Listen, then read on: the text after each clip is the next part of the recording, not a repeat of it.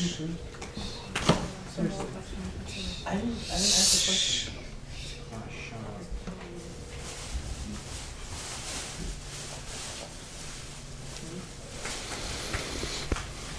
When you say what's the problem, or why can't we, or what's wrong with, it sounds like you've already made up your mind.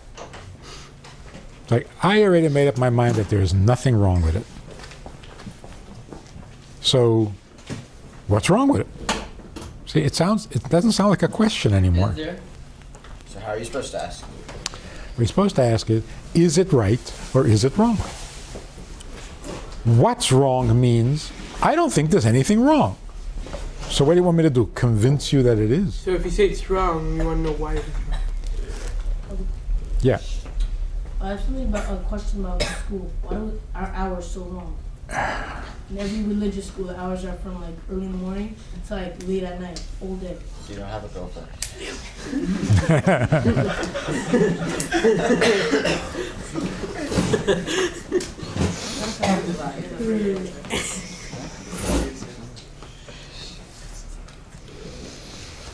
Here's really the problem. If I walk into a building and I have no idea what this building is, I don't know why it was built, I don't know what it was built for, I don't know anything. If I don't know what the building was built for, I'm going to have so many questions. Why does it have 4 floors? Why not 6? Why does it have such a big door? Right? Why is this carpet? And everything is going to be a question because I have no idea what this building is. So nothing makes any sense. Nothing. Like that banging. I know what that is because there's a shoemaker, has a store right over there. He's making shoes or fixing shoes. So if I know that there's a shoemaker there, now I understand what the banging is. And if you smell leather, I'll know what the smell is also. He's a shoemaker. If I don't know why I'm here in the first place, then everything is going to be a question. So why can't I do this? Why can't I do that? Why am I here? Why am I not there? Why was I born? Why wasn't I born? Why am I dying? Why am I not? Nothing makes any sense. And you have so many questions, you don't even know where to start. But why do you have so many questions? Because you don't know what the plan is. You don't know what the whole purpose is. Take a cute story. It's a mushel. There's a guy who is very proud American.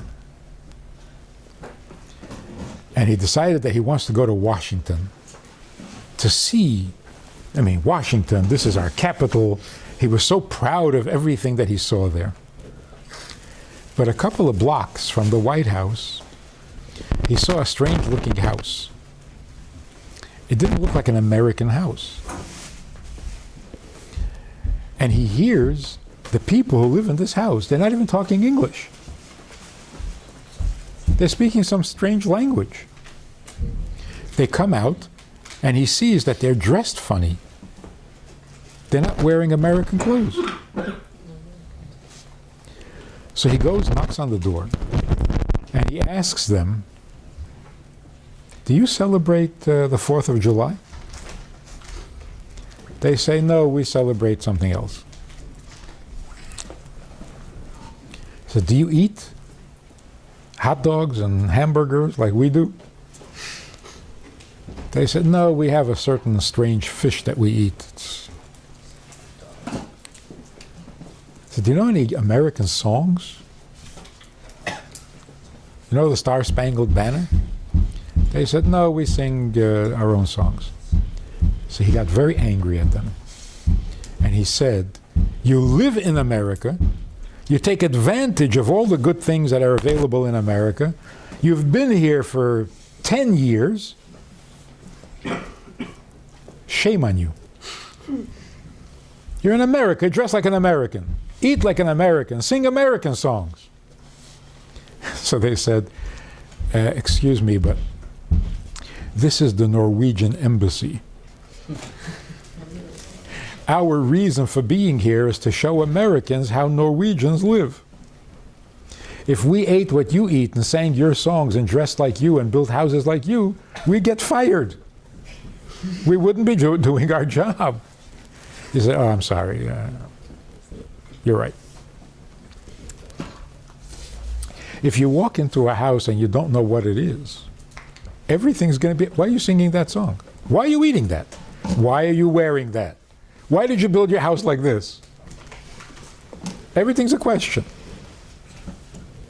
But once you find out what the house is, oh, okay, now everything makes sense. You built a Norwegian house, you speak Norwegian, or whatever they speak over there.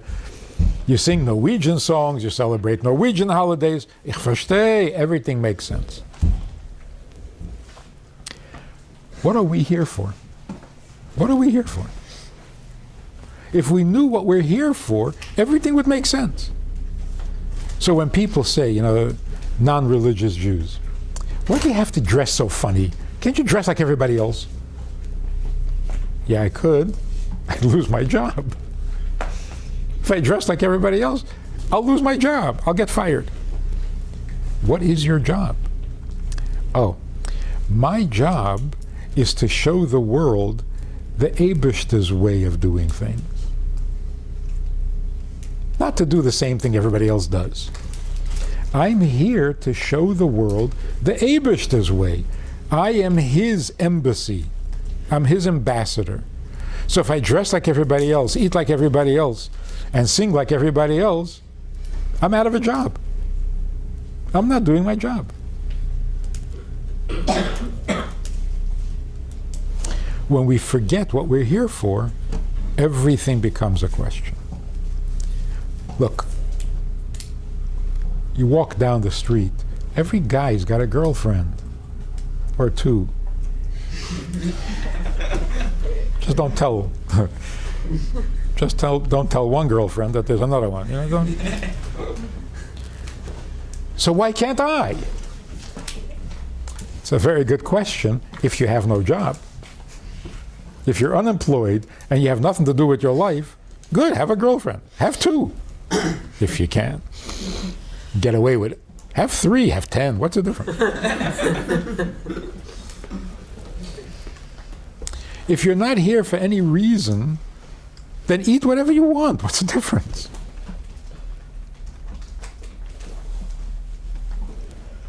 Non-Jews eat whatever they want. They're doing fine. Yeah, they don't have a job. They're not an embassy. They're not ambassadors. So they can do whatever they want. And because they do whatever they want, nobody cares. Nobody cares. It's like you're having a question. What's wrong with having a girlfriend? How come nobody stops these guys in the street who have 2 girlfriends? How come nobody stops them and says, why do you have girlfriends? Nobody asks them that. It's none of your business. Why do you have to all together? It's obvious why. Yeah. How come you can't find more than 2? Something wrong with you? You're not very popular? How come nobody asks, why do you have a girlfriend? Why do you eat chazer?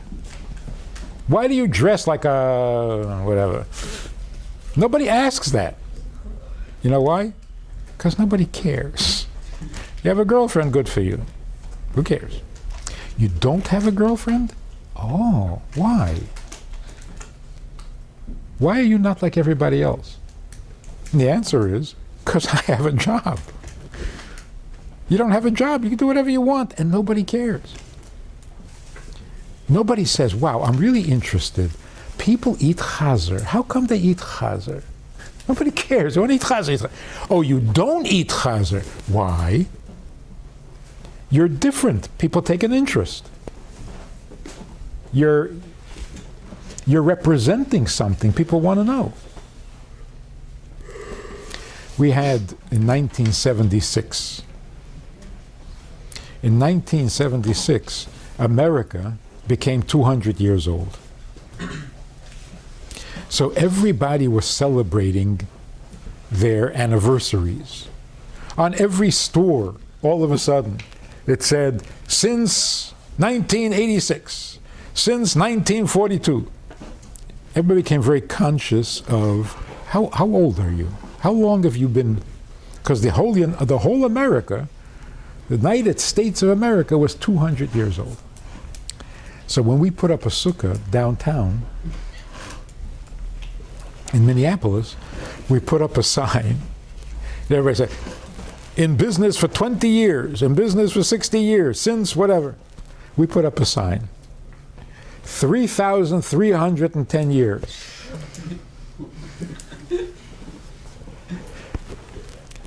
Every guy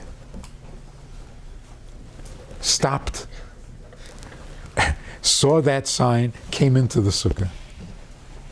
Like, what is this? So we had inside, we had the pasuk from the Chumash. We had the pasuk, "B'sukkah is teish v'shivas yamin." We said to the non-Jews, it's right in the Bible. The Bible says to do this. You should have seen their faces. They were so nispal. You've been doing this since the Bible? They were amazed. Jews who saw the sukkah crossed to the other side of the street and ran away. But every non-Jew came over like, what is this? What's 3,000 years old? You've been doing this for 3,000 years? It's right in the Bible? Like, wow. So if you don't do anything different, nobody notices you. You do something different, and you've been doing it for 3,000 years, everybody wants to know, wow, what's going on? Who are you representing? What are you showing me? What are you telling me? When you put up a sukkah, what are you telling people? You're telling people that there's an Eibishter who took us out of Mitzrayim, and we lived in a sukkah, and he told us to make a sukkah every year at this time of the year. It boggles people's mind. You're doing what God said to do? That's awesome. You've been doing it for 3,000 years? That's like ancient history. You've been around for 3,000 years? There have been Jews 3,000 years ago? Like, it blows their mind. Then you tell somebody, the sukkah is built a certain way. It has to have, and it has to be like this, it has to be like that. And it hasn't changed in 3,000 years? People just become bottle. I'll tell you this cute story. My son is a shliach in Alabama. Somebody came to him and said, this year, I'd like to put up my own sukkah. So he gave him the address of the local sukkah companies, and the guy ordered a sukkah, and it was shipped to him.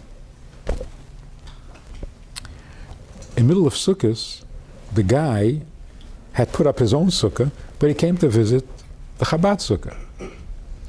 He walks in, and he looks up, and there's the bamboo mat. He looks up and he says, "Oh, is that where it goes?" He put it on the floor. He thought it was a rug. I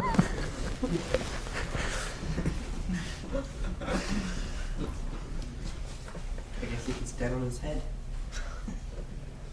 Yeah, but not everybody want to accept the fact that we're representing Hashem. I'm saying that sometimes anti-Semites or Why does the anti-Semite hate us? they're jealous. I don't know. Yeah, Because we represent Hashem, and he can't stand We it. have all the money. Huh? Because we have all Yeah, the but money. people do realize us when we are. People realize us, but not in a good way necessarily. Sometimes. Right. Yeah. Yeah. So, tough on them. Too bad.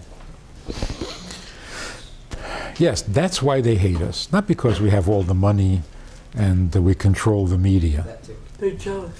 We have God. That's what bothers them. Money they can make also.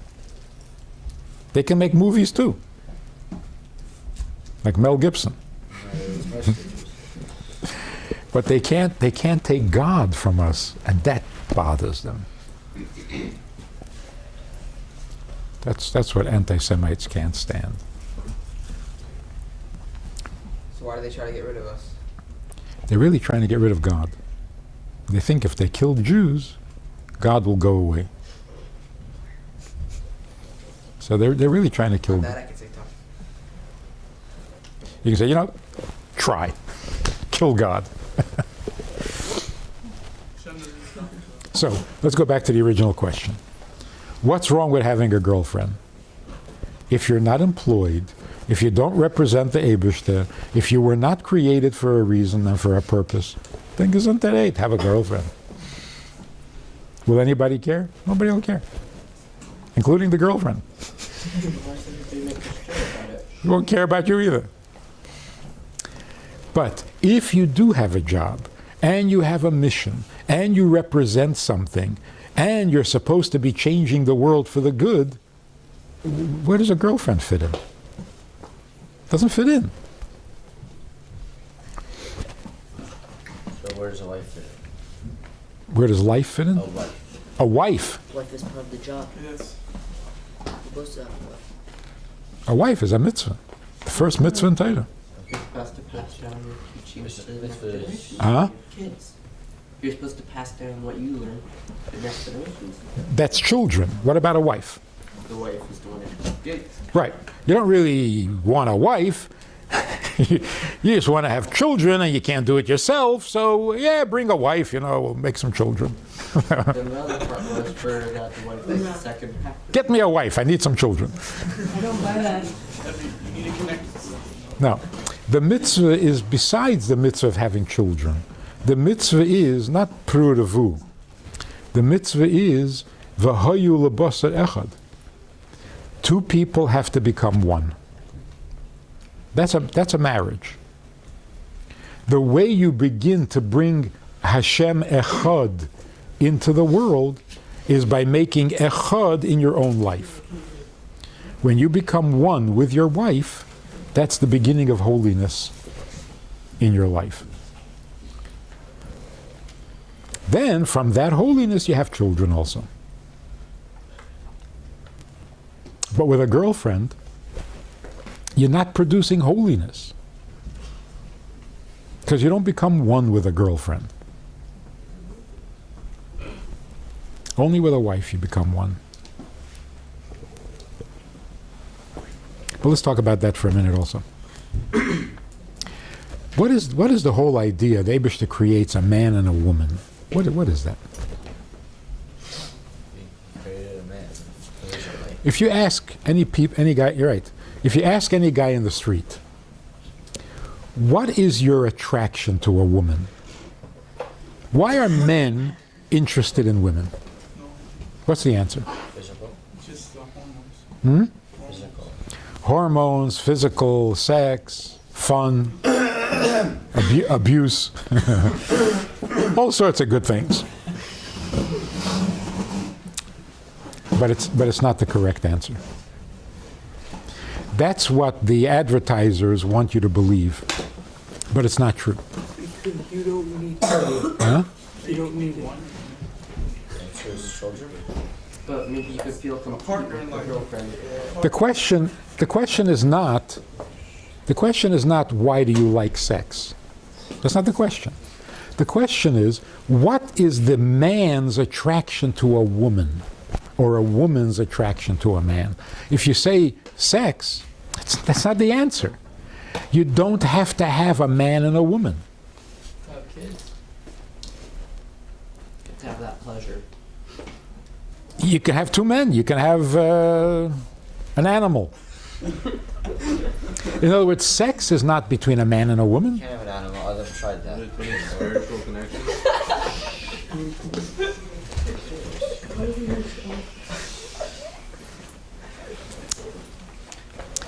Adam tried it. Yeah, you know the Medrash. Yes. Russia. Yeah. So what happened? Adam realized, I mean, this is serious. Adam realized you can have sex with an animal, Yeah.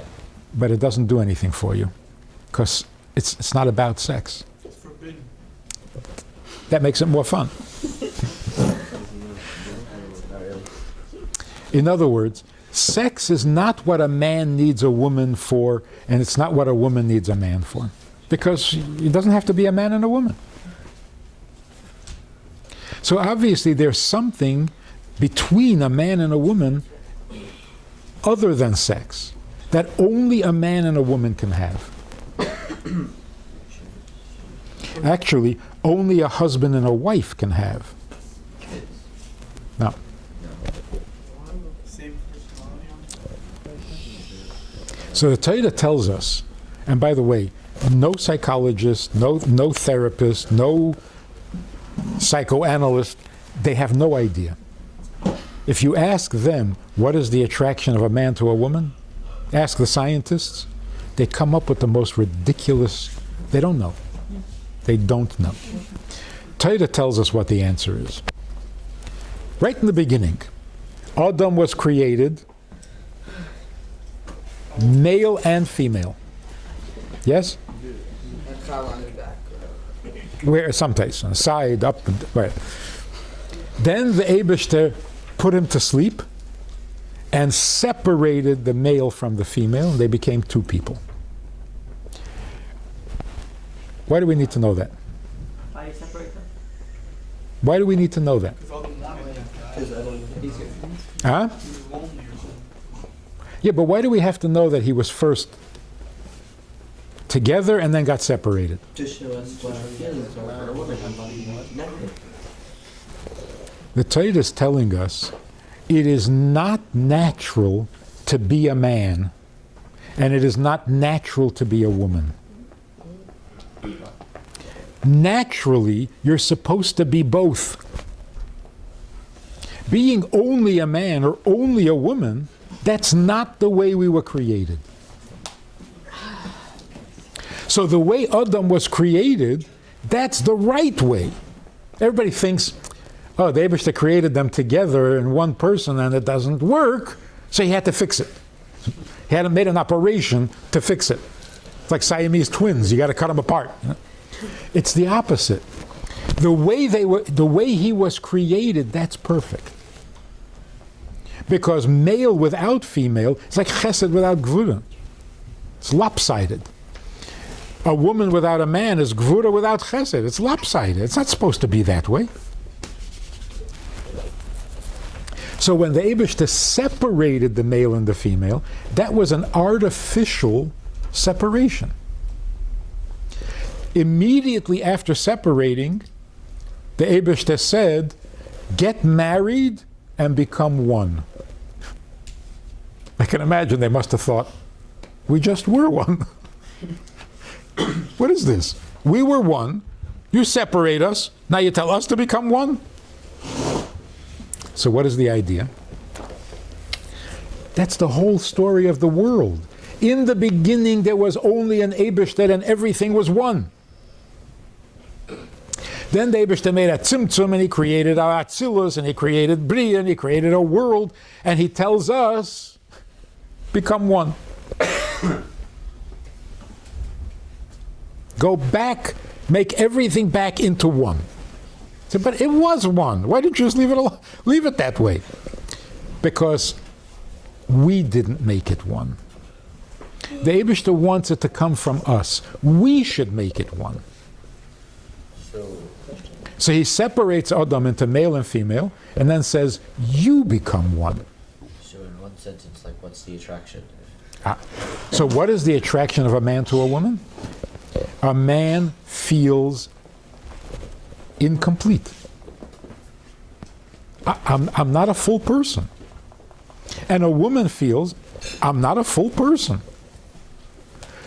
What would solve that feeling? When will you feel like a whole person?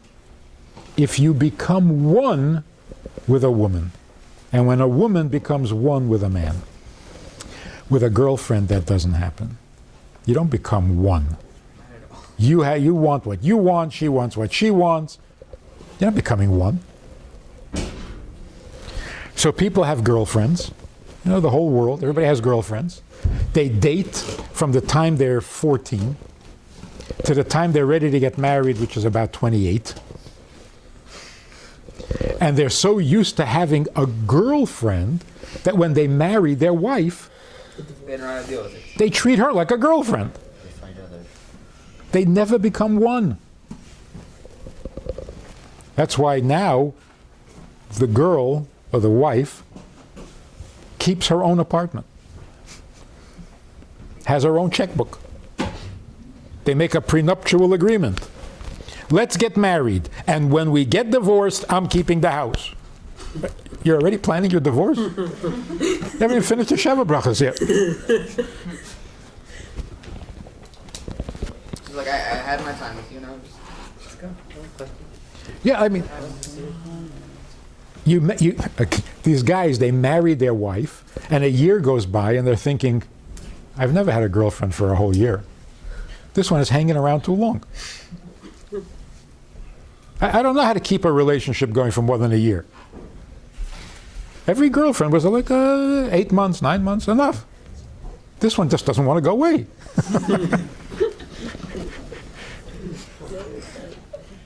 Says Hashem makes a what's it called? Plans out who you're gonna be married to. So how do we know who we're gonna go supposed to be married to? You don't know. That's why he has to plan it. Look at how you We just have to let him plan it out and make it happen. But so why does the Torah tell us that we were once one? Tell us how to fix it. Two things. First of all, it tells you why you want to be, why you feel a need to become one with a woman. Because you want to take something from her? No, you need something. You're not complete. Secondly, if the Eibishter simply said, marry a woman and become one, you would say, can't become one. Two people can't become one. So the Eibishter says, you were one. By your nature, you are one. So if you get married properly, you can become one. You're just going back to your real nature. That's why it says that a marriage is ruled like 10 years before you get born. 10 years? Before you're born, you saw it. The person that you're supposedly supposed to marry is already find out. Before you're born, the Malach announces who you're going to marry. But when did the Eibishter plan who you're going to marry? When the world was created. Yeah, so why divorce is before you're born. Huh? Then why if someone gets divorced? Okay, so why do divorces happen? even though If you have bechira to become one with your wife, then you must automatically have So if you get bechira. married because of what Malcolm's saying. One second. If you have the bechira to become one with your wife, you must also have the bechira to refuse to become one, even when you're married. If you can't become one, and it starts to become nasty, then it's a mitzvah to get divorced. Say it's our will. Because the whole purpose of getting married is to become one, and here you're tearing each other apart. It's the opposite of what's supposed to happen. What if people get married, like 10 years, get a lot of kids already, and then they get divorced? Because they can't anymore. So they're living so happily, but then also Well, maybe not so happily. Just practical. All right, so here's the point. A divorce is like an amputation.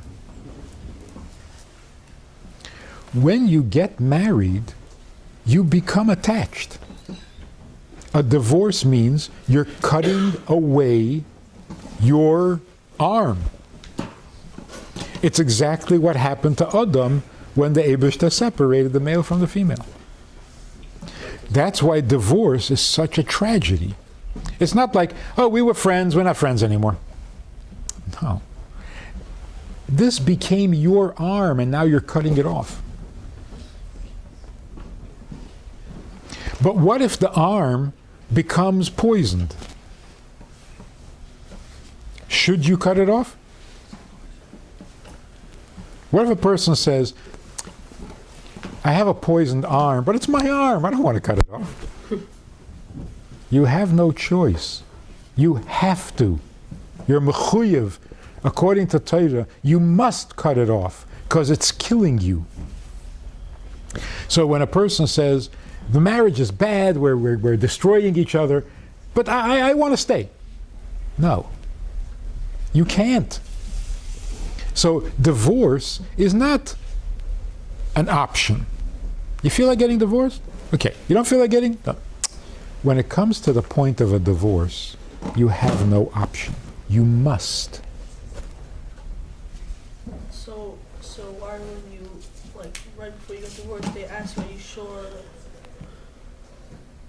Yeah, you have to be sure. But when you're sure, then you've got to do it. So what does that mean? The woman you divorce was your wife or not? Was, yeah. Actually, no. Did you marry her by mistake? She was never meant to be your wife? By mistake, actually, yeah. No, never meant. If you divorce, You're divorcing the person you're supposed to be one with. Not a mistake. That's the person you're supposed to be one with? If they're the person you're supposed to be one with, you shouldn't be getting a divorce. Or you shouldn't have the need for a divorce.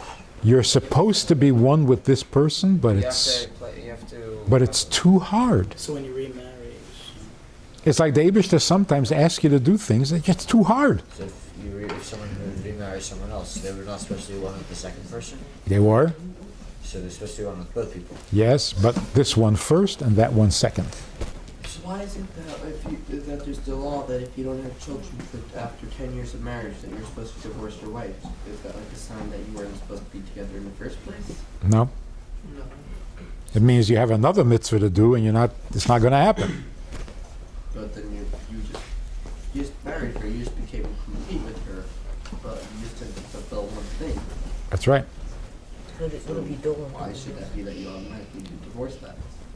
Really, you don't automatically. I mean, the Rebbe didn't get divorced. But if you get divorced, you have to remarry. So you're again doing the mitzvah of marriage, and you're going to have children, hopefully. You said that getting married is like a limb. What happens if the limb goes back? You said like if you get divorced, you're cutting off a limb. What if you have to get an amputated? That's what I'm saying. If a limb goes bad, you have to get divorced.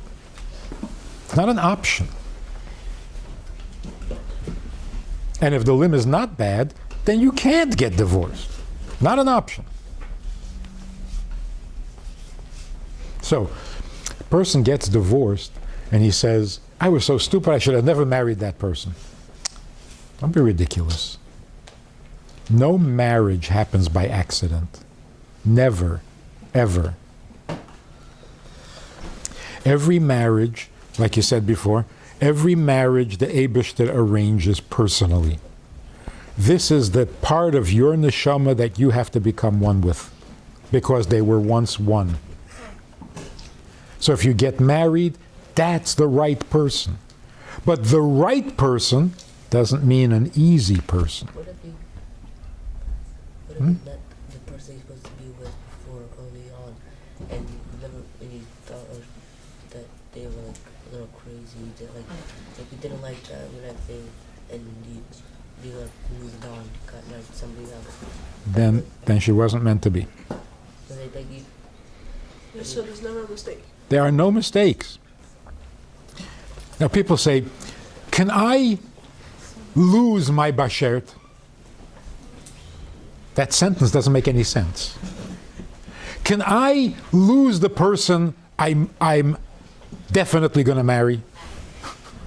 Well, if you're definitely going to marry, then you can't lose it. If you can lose it, then you're not definitely marrying. So when you say bashert means it has to happen. Say, yeah, but I wasn't in the mood. You can't ruin what's bashert. So if you thought you wanted to marry some woman and you didn't marry her, she's not the bashert. So, well, I should have. No, you shouldn't have. If that was the one, you would have been married to You her. have to learn to work with it. I'm saying once you get married, it doesn't mean you can just sit down. Exactly. That's going to lead to a divorce. Exactly. The person you're supposed to be married to doesn't mean it's going to be a picnic. Like, you're supposed to keep Shabbos. But what if you live in Russia under Stalin? Keeping Shabbos ain't going to be no picnic.